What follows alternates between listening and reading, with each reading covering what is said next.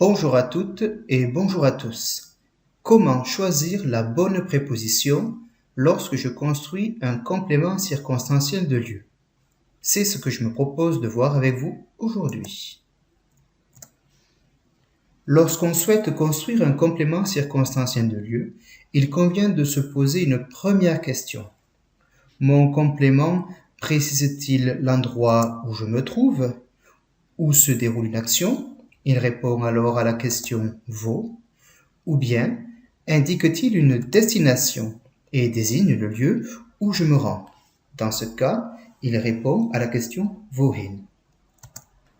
Pas de panique.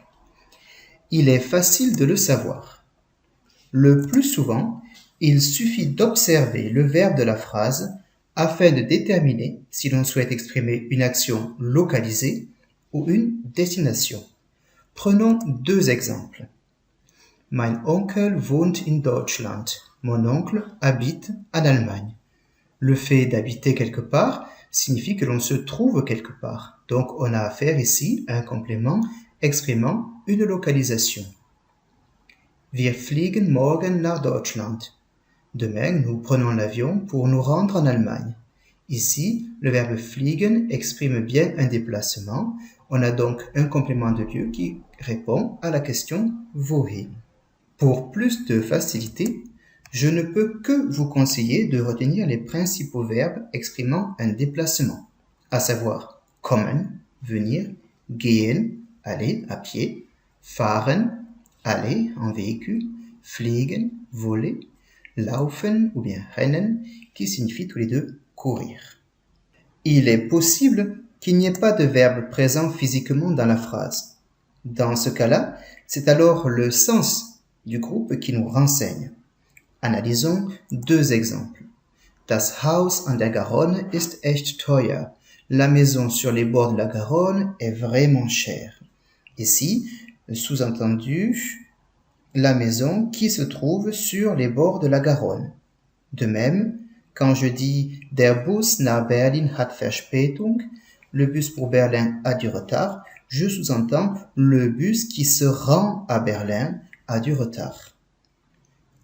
Une fois que j'ai répondu à ma première question, je dois me poser une deuxième question, à savoir, quelle est la nature du lieu auquel il est fait référence dans le complément de lieu? S'agit-il d'un continent, d'un pays, d'une ville, d'une région? Est-ce que je fais référence à une personne, la maison, à une étendue d'eau, à la campagne ou la montagne? Ici aussi, une fois encore, pas de panique. Voici quelques repères faciles à mémoriser. Pour un continent, un pays, une ville, une région, j'ai le choix entre deux prépositions. S'il s'agit d'une localisation, j'utilise la préposition in. Lebt in Afrika, in Ägypten, in Kairo. Il vit en Afrique, en Égypte, au Caire. S'il s'agit d'une destination, j'utilise la préposition nach. Fährt nach Italien, nach Rome. Il part en Italie, à Rome. À noter qu'il existe quelques noms de pays et de régions comportant un article. C'est par exemple le cas de die Türkei, la Turquie, die Schweiz, la Suisse, die Niederlande, les Pays-Bas, ou encore die USA. Qu'il fasse l'objet d'une localisation ou d'une destination, on utilise la préposition in, suivie du datif pour une localisation ou de l'accusatif pour une destination. Exemple, ich fahre in die Schweiz, je me rends en Suisse, la préposition in est suivie de l'accusatif, die. Par contre, je dirais, ich wohne in der Schweiz, j'habite en Suisse, la préposition in sera ici suivie du datif, der, puisqu'il s'agit d'une localisation. S'il s'agit d'une personne, on a là aussi le choix. On utilise la préposition bei pour exprimer une localisation. Er schläft bei seiner Oma. Il dort chez sa grand-mère. Pour une destination, on utilise la préposition zu. Ich gehe zu meinem Freund Tom. je me rends chez mon ami Tom. À noter, attention, que ces deux prépositions sont toujours suivies du datif, ce qui nous oblige à faire attention à la marque du déterminant s'il y en a un. Si je dis « je vais chez Paul », je dirais « ich gehe zu Paul ». Il n'y a pas ici de déterminant, donc pas de problème de déclinaison. Par contre, si je dis « je vais chez mon cousin », ich gehe zu meinem Cousin. Là, je suis obligé d'être vigilant et de mettre la marque du datif.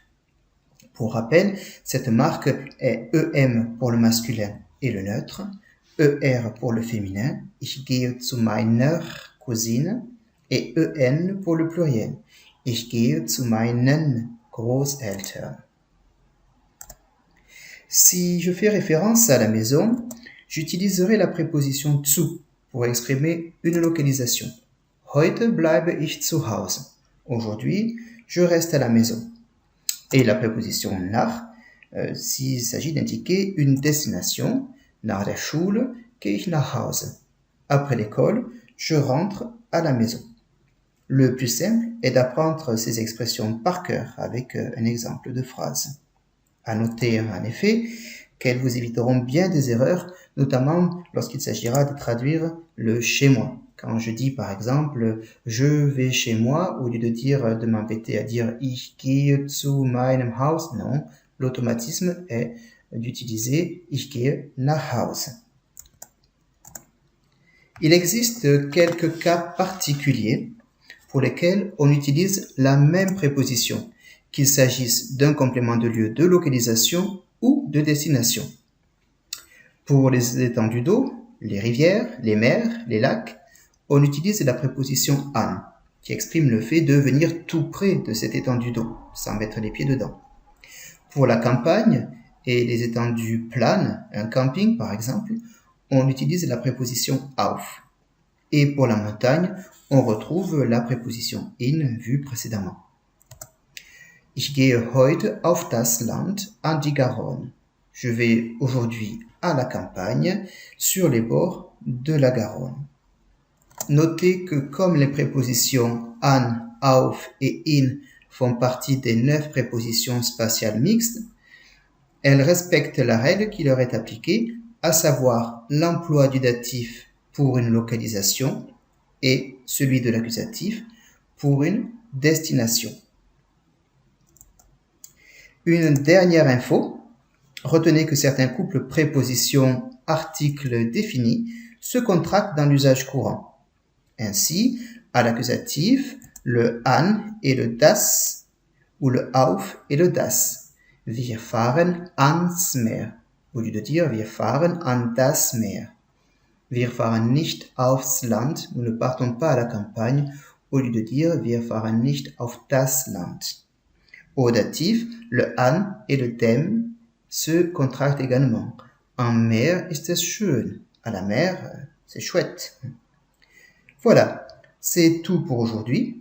Je vous propose de vous rendre sur Deutsch Active et vous entraîner à l'aide de quelques exercices d'application. À très bientôt!